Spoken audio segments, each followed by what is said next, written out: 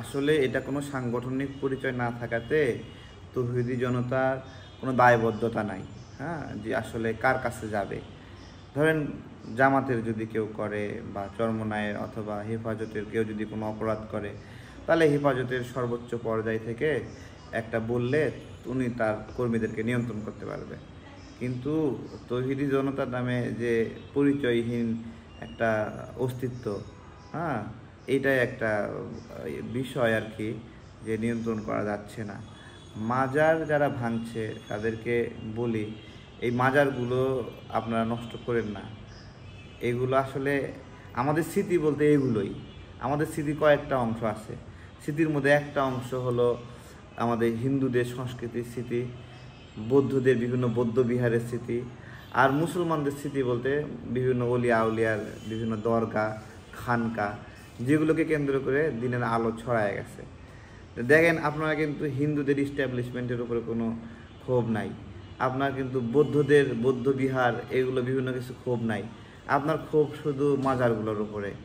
তাহলে এইটা যারা করতেছেন, আপনি এই মাজারগুলো যারা এখানে যে সকল অলিয়া উলিয়া শুয়ে আছে, এই লোকগুলো যদি এই বাংলাদেশে না আসতো, তাহলে কিন্তু আপনি জয় শ্রীরাম, নমো নমো, তারপরে গৌতম বুদ্ধের ধর্ম, এইসব নিয়ে কিন্তু আপনি থাকতেন এখনও। চিন্তা করেন, হ্যাঁ, নিজের কথা ভাবেন যে আপনি কেমনে এখানে আইলেন, কি হইল। এসব অলিয়া আউলিয়া যারা আসছিল, তারা এখানে অভিশাপ হিসেবে আসে নাই, তারা এখানে আশীর্বাদ হিসেবে আসছে। আমাদের বগুড়া মহাস্থানগড়ে শাহ সুলতান বলকি রহমতুল্লাহ আল্লাহ, ওই এলাকার হিন্দুরা অনেক কষ্টে ছিল। বলকি রহমতুল্লাহ আল্লাহ আলেন নামাজ পেরে বসলেন, সেখানে তার আচরণ, তার ভালোবাসায় মুগ্ধ হয়ে একে একে সবাই তার নিকট ইসলাম ধর্ম গ্রহণ করলো। ওখানে একটা কথা আছে যে শাহ সুলতান বলকি রহমতুল্লাহের আল্লাহ যে জায়নামাজ পাঠছিলেন, ওই জায়নামাজ প্রতিদিন বড় হচ্ছিল। বিষয়টা জায়নামাজ বড় হচ্ছিল না, জায়নামাজের পাশে আরেকজন এসে জায়নামাজ পেরে নামাজ পড়তে বসতো, আরেকজন আসে বসতো, এইভাবে জায়নামাজটা বড় হতে হতে হতে অনেক বড় হয়ে গেছে। সেখান থেকে তো যুদ্ধ হলো, যুদ্ধ হয়ে মুসলমানরা বিজয় অর্জন করলো। তারপরে বাণী সে করতোয়া নদীতে ডুব দিল, বাণীর মেলা যেখানে, সেখানে গিয়ে ডুব থেকে উঠলো। এই ঘটনা অনেক কিছু আপনার হলো ইতিহাস হিসেবে আছে, অনেক কিছু মুখে মুখে আছে। তো বিষয় হলো যেভাবেই থাকুক, হ্যাঁ, আমাদের আল্লাহ রাসূল একটা কথা বলছিলেন যে আমার উম্মতেরা বিভিন্ন গোত্রে ভাগ হবে, যাতে করে তারা তাদের নিজেদের পরিচয় দিতে পারে। এটা বলে দিচ্ছেন, এটা অবৈধ কিছু না। বিভিন্ন মুসলিম কমিউনিটি আলাদা আলাদা স্বতন্ত্র পরিচয়ে পরিচিত হবে। তারা মুসলমান, তারা কেউ কারো প্রতিপক্ষ না। হতে পারে ভিন্ন নাম, ভিন্ন পরিচয়, বিভিন্ন ধরনের জ্ঞানের আদান প্রদানে জ্ঞানের বিভিন্ন ভিন্নতা ঘটে গেছে। একজন থেকে শুনছে আরেকজন, আরেকজন থেকে শুনছে আরেকজন। আমাদের এখানে ইসলাম ধর্মের যে রীতিনীতি, কালচার, এখানে আল্লাহ রাসূলের সময়ের কোনো পাণ্ডুলিপি আপনাদের কাছে আছে? নাই। কিভাবে আমরা হাদিসগুলো পাচ্ছি যে আপনার হলো অমুক বুজুর্গ বলছে, তার উস্তাদ বলছে, অমুক সাহাবী মুখ থেকে সে শুনেছে যে সে অমুক সাহাবী অথবা আল্লাহ রাসূলের মেয়ে অথবা তার বিবি, তার মুখ থেকে শুনেছে যে দাঁড়িয়ে পানি খাওয়া যাবে না। এটাই তো ঘটনা। অথবা বলছে যে পানির মস্ক উপর করে খাওয়া যাবে না, তাই না? হাদিস। আবার সেখানে একটু পরে গিয়ে লিখছে, কি লিখছে, যে অমুক সাহাবী দেখেছেন যে আল্লাহ রাসূল একটি খুঁটির দিকে গেলেন, যেই খুঁটিতে মস্ক বাঁধা ছিল, তিনি ওই মস্ক নিলেন এবং উপর করে পানি খেলেন। তাহলে দেখেন একটা হাদিসের পরম্পরায় কতগুলো রাবি, কতগুলো আলোচক, কতগুলো মাধ্যমে এখানে আসছে, কেউ নিজে দেখেনি, শুনে শুনে শুনে শুনে সেগুলো লিপিবদ্ধ হয়েছে অনেক পরে আসে। সুতরাং এই সকল এই যে ভিন্নতা, যে আল্লাহ রাসূল বললেন যে তিনি অনেকগুলো সাহাবীর মারফতে, আল্লাহর ওলিদের মারফতে শোনা একটা হাদিস আপনি আসলো যে পানির মস্ক উল্টায় পানি খাওয়া যাবে না। আবার হলো আল্লাহ রাসূল পানির মস্ক উপর করে পানি খাইছে। আবার পরে একজন ব্যাখ্যা দিছে আসলে ওই মস্কে পানি অল্প ছিল, এই জন্য আল্লাহ রাসূল উল্টায় খেতে বাধ্য হয়েছিল। এরকম ঘটনা ঘটতে পারে। তো এই বিষয়গুলো হাদিসের অনেক ব্যাখ্যা থাকে, অনেক মতবাদ থাকে। যেহেতু এরকম কোনো না যে আল্লাহ উপর থেকে একটা পুরা প্রিন্টেড কোরআন আপনার জন্য পাঠাই দিছে, প্রিন্টেড একটা হাদিস আপনার জন্য পাঠাই দিছে, যেহেতু এই ধরনের নাই, তাই এগুলো ভিন্ন রকম। মৌলিক চিন্তা, মৌলিক আদেশ, শিরক, কুফরি, এসব যে মৌলিক চিন্তা, সেই চিন্তাগুলোতে সাংঘর্ষিক হয়।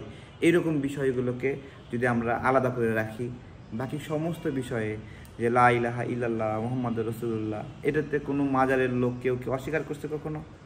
কেউ বলছে যে এটা আমার কালেমা না, নতুন করে কালেমা লা ইলাহা ইল্লাল্লাহ খাজা রহমতুল্লাহ এরকম করে কেউ বলছে নাকি? বলে নাই তো। তাহলে মৌলিক চিন্তায় কোনো পার্থক্য নাই। ওইখানে যারা যাচ্ছে তারা কাউকে পূজা করতে যাচ্ছে না, তারা কি বলতেছে যে এখানে আল্লাহ উলি শুয়ে আছে, চলে না আমরা এখানে দাঁড়ায় একটা মোনাজাত করি। সেটা আল্লাহ উলির কাছে চায় না, আল্লাহর কাছে চাই, বলে যে আল্লাহ অলির কবরের সামনে দাঁড়ায় আল্লাহ তোমার কাছে বলতেছি এই অলির ওসিলায় তুমি আমাকে এটা, এইরকমই তো বিষয়।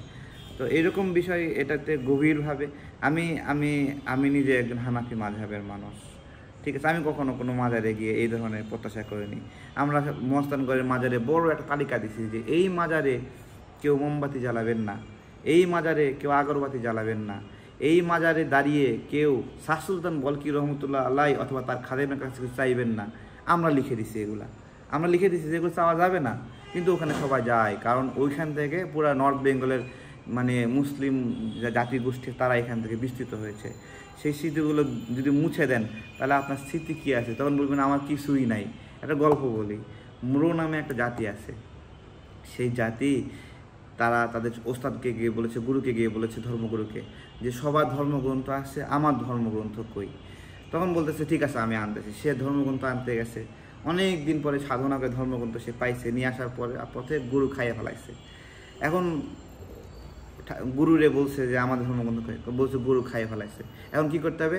তোমরা গুরু রেগে মারো। সবাই মিলে গুরুরে খোঁচায় খোঁচায় মাইরা আপনার হলো তারা গরু ভোজ করে, গো হত্যা উৎসব করে। আপনার কাছে আমার কাছে এটা হাসির বিষয়, বাট ওদের কাছে এটা অনেক আবেগের বিষয়, ওদের ধর্মগ্রন্থ খাইয়ে ফেলছে। ঠিক একইভাবে মুসলিম ইস্টাবলিশমেন্ট যেগুলো আছে বিভিন্ন, এগুলো আপনার কাছে আমার কাছে অনেক হাসির বিষয় হতে পারে, বাট যার যার যেখানে যেখানে যে ইস্টাবলিশমেন্ট, তাদের যে বংশধর, তাদের যে কার্যক্রম, তাদের কাছে কিন্তু আবেগ। আমরা যদি বলি যে কারো আবেগে আঘাত করা যাবে না, তাহলে আমরা সে আবেগে কীভাবে আঘাত করি, তাই না? তো মৌলিক বিষয়গুলো ভুল থাকলে ধরায় দেন, সংশোধন করেন। এখন থেকে 10 বছর আগে মাজার কেন্দ্রিক যে কার্যক্রম ছিল, আমার মনে হয় ডক্টর ইউনূস শেখ হাসিনাকে খুব মিস করতেছে, এবং ওখানে আওয়ামী লীগের নেতাকর্মীদেরকেও মিস করতেছে। তারা ইলিশ খাইতে পারতেছে না, এটাকে বিবেচনা করে ইলিশ পাঠাই দিচ্ছে কি না আমি জানি না।